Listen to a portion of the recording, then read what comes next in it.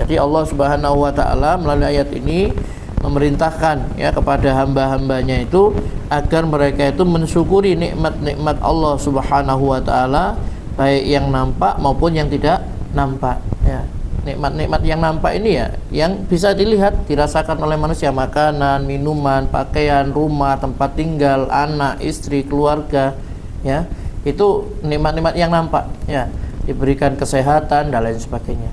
Yang tidak nampak ini yang batin apa? Alhamdulillah kita diberikan ketenangan oleh Allah Subhanahu wa taala ya, diberikan apa? Mudah menerima ya ketetapan Allah Subhanahu wa taala, sabar dalam menerima ujian dari Allah, itu nikmat juga ya. Qanaah dengan karunia Allah Subhanahu wa taala. Dalam beramal alhamdulillah kita itu tidak ingin pamer, tidak ingin dilihat, ingin populer dan lain sebagainya. Kita laksanakan semua karena Allah. Itu nikmat-nikmat Allah Subhanahu wa taala ya.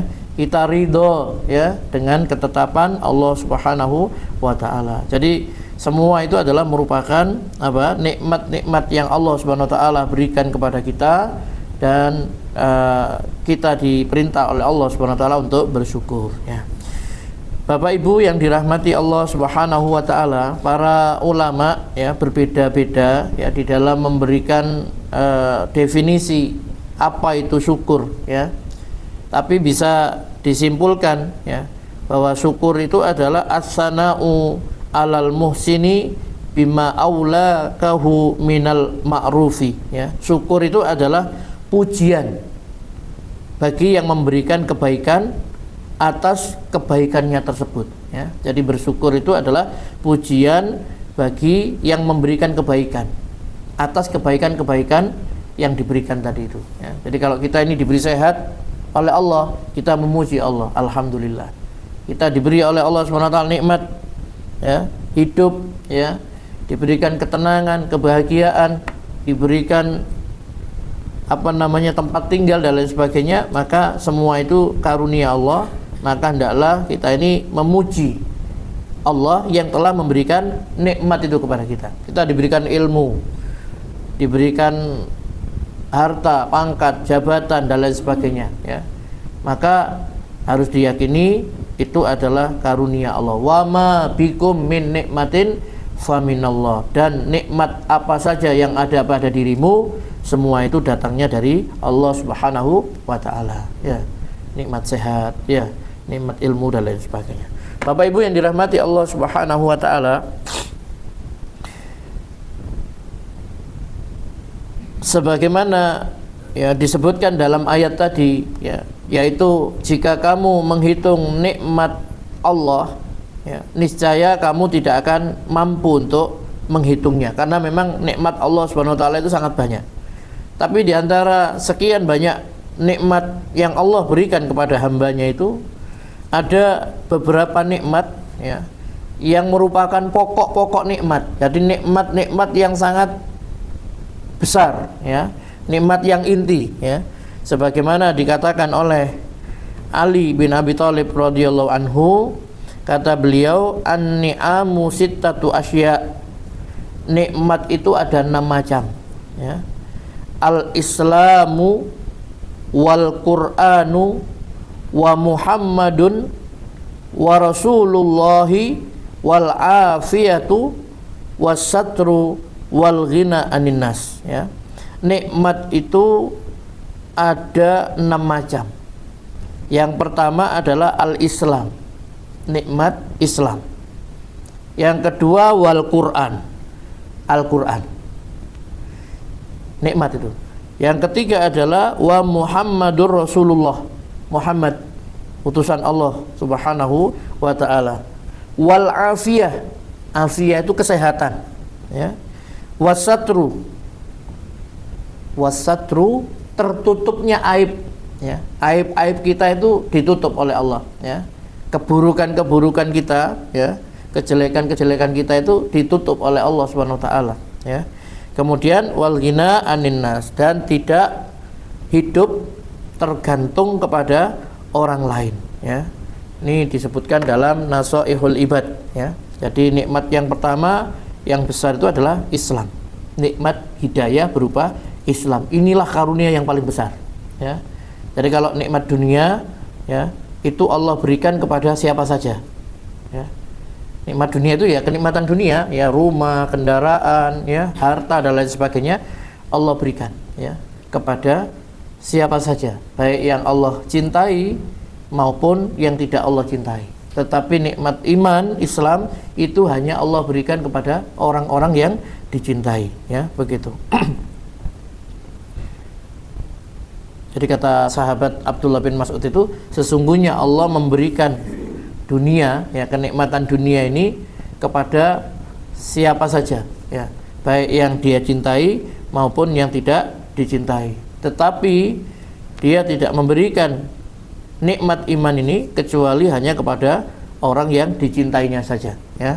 Wala yu'til iman illa man yuhib, ya tidak Allah berikan iman kecuali kepada orang yang dicintai. Berarti orang beriman ini orang yang dicintai oleh Allah Subhanahu wa taala. Diberikan iman Islam, ya. Kemudian Al-Qur'an.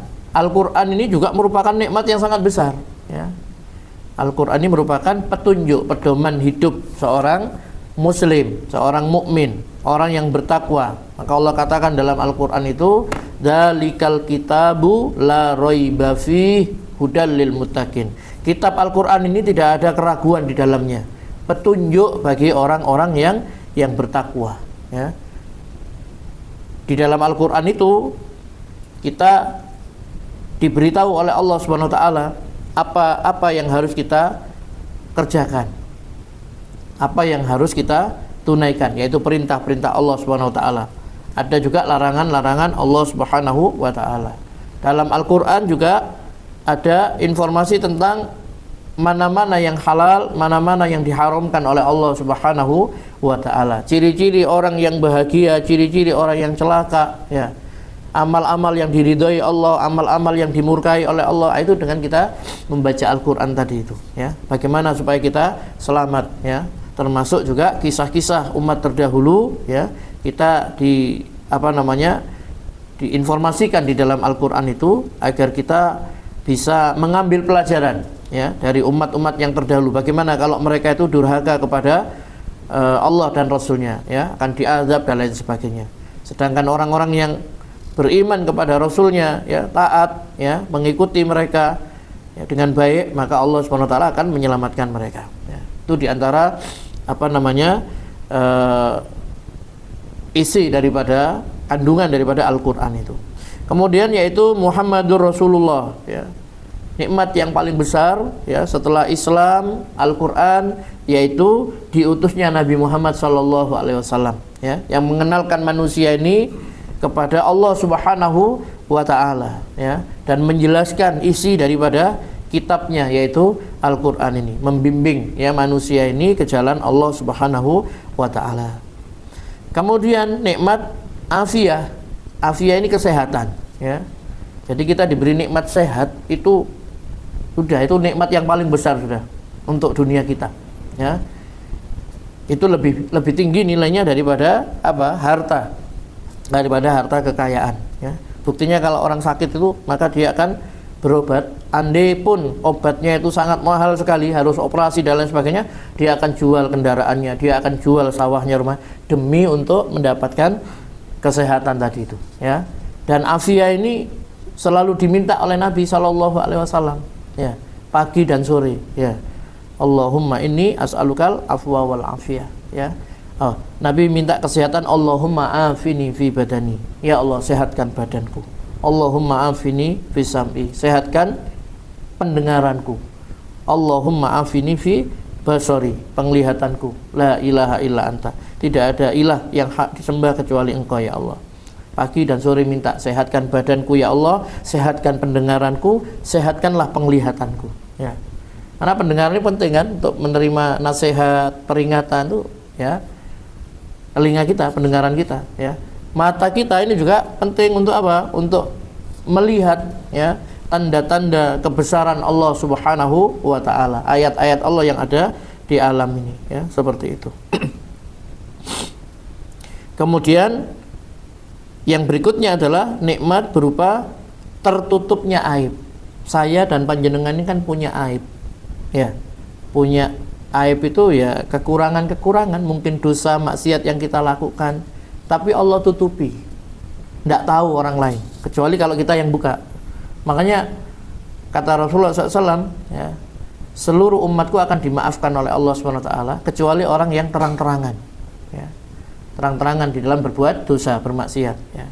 Dan di antara bentuk, ya, perbuatan terang-terangan itu adalah seseorang yang pada malam harinya dia melakukan perbuatan dosa maksiat, Allah sudah menutupi dosanya itu, kemudian keesokan harinya dia menceritakan, semalam saya melakukan ini, itu, dan lain sebagainya. Itu yang tidak akan dimaafkan oleh Allah Subhanahu wa Ta'ala. Terang-terangan dia ini, ya, seperti itu.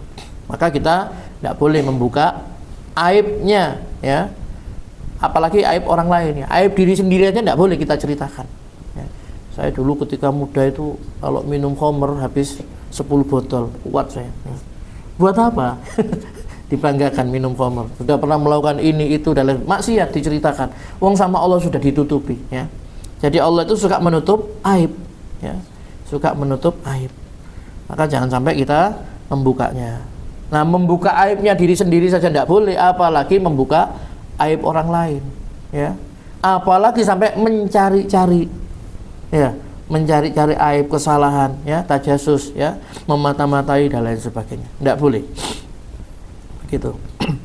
Kemudian tidak hidup tergantung kepada orang lain, ya. Wal ghina anin nas, ya. Dia merasa kaya, ya, dari manusia, tidak butuh apa istilahnya itu, ya, tidak tergantung pada orang lain, ya. Dia merasa cukup dengan karunia Allah Subhanahu wa Ta'ala, ya, seperti itu. Itulah diantara nikmat-nikmat besar, ya. Nah, jadi begini Bapak Ibu yang dirahmati Allah Subhanahu wa Ta'ala, nikmat Allah yang sangat banyak tadi itu sebenarnya hanya terbagi dua. Nikmat dunia, ya, nikmatud dunia, dan yang kedua adalah nikmat ad-din, nikmat agama. Nikmat dunia Allah berikan kepada siapa saja, semua dikasih, ya. Nikmat dunia, ya, kesehatan, ya, itu kenikmatan di dunia ini, ya. Kemudian rumah, tempat tinggal, harta, kekayaan, itu Fir'aun, Qarun itu dikasih sama Allah SWT, sebagaimana Allah memberi kepada Nabi Sulaiman, Nabi Dawud, Nabi Yunus, ya, kepada sahabat Abu Bakar, Abdurrahman bin, itu diberikan kekayaan. Qarun juga diberikan kekayaan oleh Allah. Fir'aun, Namrud, Haman itu dikasih kekayaan, karena itu dunia, ya, dunia. Tetapi nikmatuddin, nikmat agama ini, yaitu dinul Islam ini, hanya diberikan kepada hamba-hamba pilihan, ya, tidak sembarangan ini, ya. Allah katakan dalam surat Fatir itu, summa aurasnal ladzina astafaina min ibadina, ya. Summa aurasnal kitabal ladzina summa aurasnal kitabal ladzina astafaina min ibadina faminhum dzalimun linnafsi wa minhum muqtasid wa minhum sabiqum bil khairat bi idznillah dzalika huwal fadlul kabir. Kemudian kitab Al-Qur'an ini kami wariskan kepada orang-orang yang kami pilih di antara hamba-hamba kami, ya. Jadi orang yang menerima Al-Qur'an ini orang-orang yang pilihan Allah, ya. Di antara hamba-hamba Allah, sekian banyak hamba Allah itu, Allah memilih hamba-hamba, ya, yang mewarisi Al-Qur'an ini, ya, mendapatkan Al-Qur'an ini. Di antara mereka ada yang mendolimi dirinya sendiri, ada yang pertengahan, ada yang bersegera dengan kebaikan dengan seizin Allah Subhanahu wa Ta'ala. Itulah karunia Allah yang sangat besar, ya. Begitu. Maka kita bersyukur pada Allah Subhanahu wa Ta'ala. Kita jauh dari Rasulullah SAW dan para sahabat, tidak pernah berjumpa dengan mereka, tapi hati kita ini sangat yakin bahwa Muhammad SAW itu adalah utusan Allah. Ini sebenarnya kalau kita pikirkan aneh gitu loh, ya. Gak tahu lihat Nabi Muhammad, ya toh, tidak pernah berjumpa dengan beliau, hanya mendapati dalam buku-buku atau kisah-kisah cerita dari para ustadz mubalik, tapi kita sangat yakin bahwa Nabi Muhammad itu adalah utusan Allah SWT, ya. Yakin Abu Bakar, Umar itu adalah sahabat-sahabat Nabi yang sangat luar biasa, padahal kita tidak tahu. Nah, yang membuat kita yakin, percaya, iman, yaitu Allah SWT. Allah memberi hidayah kepada siapa yang dikehendaki, ya, begitu. Kemudian bagaimana kita itu bersyukur, ya.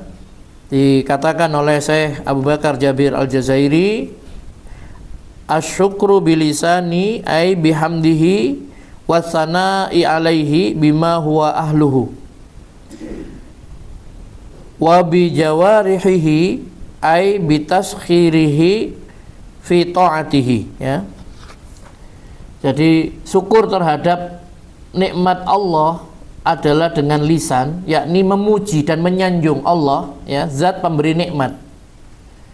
Dengan jawarih, ya, anggota badan, yakni dengan menggunakan nikmat tersebut untuk taat kepadanya, ya. Jadi syukur terhadap nikmat Allah ini dengan lisan itu memuji Allah, menyanjung-nyanjung Allah, alhamdulillah, subhanallah, walhamdulillah, wala ilaha illallah, Allah akbar dan sebagainya, memuji Allah Subhanahu wa taala, ya. Dengan anggota badan, yaitu dengan menggunakan nikmat tersebut untuk taat kepada Allah Subhanahu wa taala, ya. Diberikan anggota badan, kita digunakan untuk taat kepada Allah Subhanahu wa taala, begitu. Jadi memuji Allah dengan lisan dan mentaati Allah SWT dengan anggota badan kita, ya, seperti itu. Jadi ilmunya, misalkan diberikan ilmu, ya, maka ilmunya digunakan untuk ketaatan kepada Allah Subhanahu wa taala. Diberikan kesehatan badan, kesehatannya digunakan untuk taat kepada Allah. Itu adalah bentuk rasa syukur. Lisannya memuji Allah, ya, menyanjung Allah, banyak mengucapkan pujian kepada Allah Subhanahu wa taala, ya, mensucikan Allah, ya, bertasbih, ya, bertahmid, ya, mengagungkan Allah, ya, pokoknya memuji Allah, subhanallah, walhamdulillah, wala ilaha illallah, Allahu akbar. Itu Allah paling senang, ya, kalau dipuji, ya. Kemudian kata Ibnul Qayyim Al-Jauzi, syukur itu dilandasi 5 hal, ya.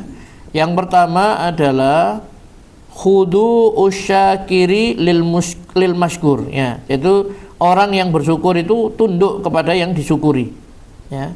Jadi syukur itu dilandasi 5 sendi. Yang pertama, orang yang bersyukur tunduk kepada yang disyukuri, ya. Namanya syukur itu tunduk kepada Allah Subhanahu wa taala, ya. Wa hubbihi lahu, ya. Kemudian mencintainya, mencintai Allah, ya. Jadi syukur itu dengan mencintai Allah Subhanahu wa taala. Kemudian wa'tirafuhu bi nikmatihi, yaitu mengakui nikmat-nikmatnya, nikmat yang Allah berikan kepada kita itu kita akui, semua itu adalah pemberian karunia Allah. Diberi sehat, ya, diberikan ketenangan, ya, diberikan ilmu dan sebagainya, itu semua karunia Allah. Wa sana'uhu alaihi biha, ya, yaitu memujinya karena nikmat-nikmat tersebut, ya. Dan yang kelima adalah tidak menggunakan nikmat itu untuk sesuatu yang dibenci oleh Allah Subhanahu wa taala, ya. Jadi ini kata Ibnul Qayyim Al-Jauziyah, ya, syukur dilandasi atas 5 sendi. Yang pertama, orang yang bersyukur itu harus tunduk kepada yang disyukuri, tunduk patuh kepada Allah Subhanahu wa taala. Kemudian mencintainya, mencintai Allah, mengakui nikmat-nikmatnya, jangan sampai kufur, ya, jangan sampai kufur kepada Allah, ya. Semua ini adalah karunia Allah Subhanahu wa taala. Kemudian memujinya karena nikmat tersebut dan tidak menggunakan nikmat itu untuk sesuatu yang dibenci oleh Allah Subhanahu wa taala, ya. Ada juga yang mendefinisikan syukur begini: asyukru alla taro nafsaka ahlan lin ni'mah. Syukur itu adalah engkau tidak melihat dirimu sangat gembira terhadap nikmat-nikmat tersebut, ya. Ada juga yang mengatakan sering-seringlah menyebut nikmat yang telah diberikan, karena dengan senantiasa menyebutnya itu menunjukkan adanya rasa syukur. Jadi menampakkan nikmat atau menceritakan nikmat, ya, dari Allah. Alhamdulillah saya sama Allah diberikan karunia ini, misalkan, ya, diberikan ini dan lain sebagainya, ya. Tapi lihat-lihat juga, ya, kepada siapa kita bicara. Kalau misalkan kita mendapatkan kenikmatan, kemudian kita menceritakan nikmat tersebut kepada seseorang yang kalau kita ceritakan suatu nikmat dia greges, jangan, ya, paham ya maksud saya, ya. Tapi biasanya kalau sudah sama saudara, sahabat, ya, care gitu, ya, sudah plek gitu, itu kan senang biasanya. Teman kita dapat nikmat, naik pangkat, alhamdulillah, senang kita, ya. Dia mendapatkan karunia, dapat anak, dapat cucu, dan sebagainya. Pokoknya setiap saudara kita mendapat nikmat, kita dengar, kita tahu, kita juga bersyukur, ya. Nah, seorang muslim itu begitu, ya. Tapi kadang-kadang ada yang hasad, ya, ada yang iri, malah mendengar kita sudah tidak menceritakan kenikmatan yang kita dapatkan, ada orang lain membocorkan, si fulan dapat ini, greges langsung, tidak senang dan lain sebagainya. Nah, itu orang yang hasad seperti itu, ya. Maka tidak perlu juga menceritakan hal-hal seperti itu, ya. Begitu. Terakhir, Bapak Ibu yang dirahmati Allah Subhanahu wa taala, untuk kita ini mudah bersyukur kepada Allah, ya, para ulama menyebutkan, ya, caranya bagaimana? Yang pertama adalah merenungkan nikmat Allah, ya. Merenungkan nikmat yang Allah berikan kepada kita. Misalkan kita diberikan mata, renungkan, ya. Kalau perlu dibandingkan, teman saya kemarin operasi mata itu habis 50 juta. Ada yang sakit kena apa lagi tidak bisa ini itu dan lain sebagainya. Satu nikmat saja, nikmat ini, ya. Dan ini berat tuh, ya. Nikmat apa namanya? Penglihatan ini, ya. Dalam sebuah hadis itu kan disebutkan ketika Nabi menceritakan tentang orang yang ahli ibadah selama 500 tahun. Kemudian nanti pada hari kiamat dia ini sama Allah didatangkan, disuruh kepada malaikat masukkan dia ke dalam surga karena rahmatku. Dia mengatakan, enggak ya Allah, saya beribadah kepadamu. Dia beribadah selama 500 tahun, ya. Matinya dalam keadaan sujud, ya. Tidak pernah maksiat, ya. Beribadah terus. Tapi nanti ketika hari kiamat, Allah katakan kepada malaikat, masukkan hambaku ini ke dalam surga karena rahmatku, karena kasih sayangku. Dia tidak mau, ya. Dia merasa dia wajar masuk surga karena dia beribadah kepada Allah 500 tahun, ya. Sampai 3 kali tidak mau. Kemudian Allah menyuruh malaikat untuk menimbang amal ibadahnya selama 500 tahun itu, ditimbang dengan nikmat Allah berupa penglihatan ini, ya. Ternyata lebih berat penglihatan tadi itu, nikmat bisa melihat, ya, nikmat mata tadi itu, ya. Maka Allah memerintahkan malaikat, masukkan hambaku ini ke dalam neraka, ya. Jika mau diseret ke dalam neraka, baru dia mengatakan, engkau benar ya Allah, masukkan aku ke dalam surga karena rahmatmu ya Allah, ya.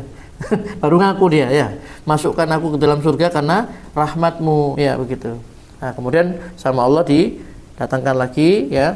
Kemudian ditanya, salah satu pertanyaannya, wahai hambaku, siapa yang menjadikan kamu mampu beribadah kepadaku selama 500 tahun itu? Aku atau kamu? Engkau ya Allah. Baru ngaku dia, ya. Terus dia minta, ketika berdoa itu kan, matikan aku dalam keadaan sujud ya Allah, kan begitu. Dikabulkan sama Allah, ya. Itu siapa yang menjadikan kamu, ya? Anu ceritanya kan dia tinggal di tengah lautan, di puncak gunung, ya. Kemudian ada dapat makanan berupa delima, sumber air dan sebagainya. Pokoknya orang ibadahnya sangat luar biasa ini, ya. Nah, itu ternyata nikmat 2 mata itu kalau ditimbang dengan ibadah selama 500 tahun itu lebih besar, lebih berat nikmat Allah berupa karunia penglihatan tadi itu, ya. Nah, ini suruh kita merenungkan nikmat-nikmat Allah. Al-Qur'an sering, ya, begitu memerintahkan agar kita ini merenungkan, ya, diri kita, nikmat yang ada pada diri kita. Allah berfirman begini, wallahu akhrajakum min butuni ummahatikum, dan Allah mengeluarkan kamu dari perut ibumu, la ta'lamuna syai'an, dalam keadaan tidak mengetahui suatu apapun, wa ja'ala lakumus sam'a, dan dia memberimu pendengaran, wal absar, dan penglihatan, wal af'idah, ya, hati, la'allakum tashkurun, agar kamu bersyukur. Surat An-Nahl 78. Jadi kita suruh merenungkan Allah yang telah mengeluarkan kamu dari perut ibumu dalam keadaan tidak mengetahui satu apapun. Lalu Allah memberi kamu pendengaran, penglihatan, dan hati supaya kamu itu bersyukur, ya, begitu. Nah, ini perlu kita renungkan supaya kita ini bisa mensyukur. Ini salah satunya, ya, seperti itu. Kemudian yang kedua adalah pandai berterima kasih kepada orang lain, ya. Pandai berterima kasih kepada orang lain. Salah satu cara untuk mensyukuri nikmat Allah adalah dengan berterima kasih kepada manusia yang menjadi perantara sampainya nikmat Allah kepada kita. Kita ini kan bisa jadi seperti kita sekarang ini, kan ada peran orang lain toh, orang tua kita, ya toh, guru kita, mungkin teman kita yang mensupport kita. Dulu kita sudah mau putus asa, kemudian didorong sama teman kita dan lain sebagainya. Pokoknya ada peran orang lain yang menjadikan kita itu menjadi, ya, orang yang mungkin sukses, baik dan lain sebagainya. Maka itu kita harus berterima kasih kepada orang, ya, seperti itu. Itu sebagai apa? Sampainya nikmat Allah kepada kita sebagai perantara, ya. Seperti itu. Kita bisa baca, ini kan perantara guru TK kita dulu yang ngajari kita baca. Ya, kita bisa ngaji abata dan sebagainya kan, ya itu. ya berterima kasih kepada orang-orang yang telah memberikan kebaikan kepada kita, ya. Tentu kita tidak bisa memberikan tidak ingat semua, banyak orang yang berbuat baik kepada kita, maka doakan, ya Allah ampunilah dan rahmatilah orang-orang yang telah berbuat baik kepada diri saya, ya. Jadi doakan, ya, guru-guru kita dan lain sebagainya. Kemudian, ya, ini sebagaimana dikatakan oleh Nabi dari Abu Hurairah radhiyallahu an, berkata Rasulullah SAW bersabda, man la yashkurun nas la yashkurullah. Siapa yang tidak bersyukur pada manusia, maka ia tidak bersyukur kepada Allah. Hadis riwayat Abu Dawud, ya. Siapa yang tidak bersyukur kepada manusia, berarti dia tidak bersyukur kepada Allah Subhanahu wa taala, ya. Maka kita harus bersyukur pada kedua orang tua kita, ya, yang paling berjasa kepada kita, ya. Kita juga bersyukur, berterima kasih kepada guru-guru kita, guru TK, guru SD dan seterusnya, ya, dan orang lain, ya, begitu. Nabi mengatakan, barang siapa yang telah berbuat suatu kebaikan padamu, maka balaslah dengan yang serupa. Apabila engkau tidak bisa membalasnya dengan yang serupa, maka doakanlah dia, sehingga engkau mengira doamu tersebut sudah cukup membalas dengan serupa atas kebaikan dia, ya. Jadi kalau seorang memberikan misalkan diberi hadiah atau berbuat baik, ya, maka balas dengan yang serupa. Kalau tidak bisa, doakan dia. Jazakumullahu khair. Mudah-mudahan Allah membalasmu dengan kebaikan, ya. Semoga Allah membalas kamu, semoga Allah membalas kebaikan-kebaikanmu, begitu, ya. Atau semoga Allah membalasmu dengan kebaikan, ya, begitu. Man suni'a ilaihi ma'rufun faqala li fa'ilihi jazakallahu khaira faqad ablagha fis sana. Barang siapa yang diberikan satu kebaikan kepadanya, lalu dia membalasnya dengan mengatakan jazakallahu khaira, semoga Allah membalasmu dengan kebaikan, maka sungguh hal itu telah mencukupinya dalam menyatakan rasa syukurnya. Hadis riwayat Tirmidzi, ya, begitu. Kemudian yang terakhir, Bapak Ibu, yaitu melihat ke bawah dalam urusan dunia. Ini supaya kita bersyukur, ya. Kalau lihat ke atas gerges biasanya, ya. Sing dhuwur tanggoku duwe ini meriang nanti, ya. Enggak bersyukur, ya. Maksudnya bukan iri, maksudnya kalau kita melihat ke atas itu kita seakan-akan merasa, ya, kayak enggak dapat nikmat gitu loh, ya. Tapi kalau kita melihat ke bawah itu kita akan selalu bersyukur, ya.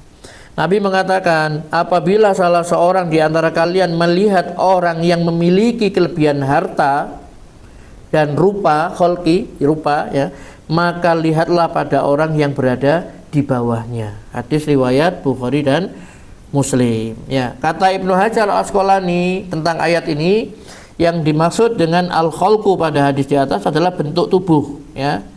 Juga termasuk di dalamnya anak-anak, pengikut dan segala sesuatu yang berkaitan dengan kenikmatan dunia. Jadi kalau salah seorang di antara kamu melihat orang yang memiliki kelebihan harta dan khalqi, ya, khalqu, ya, di sini khalqi itu maksudnya adalah tubuh, ya.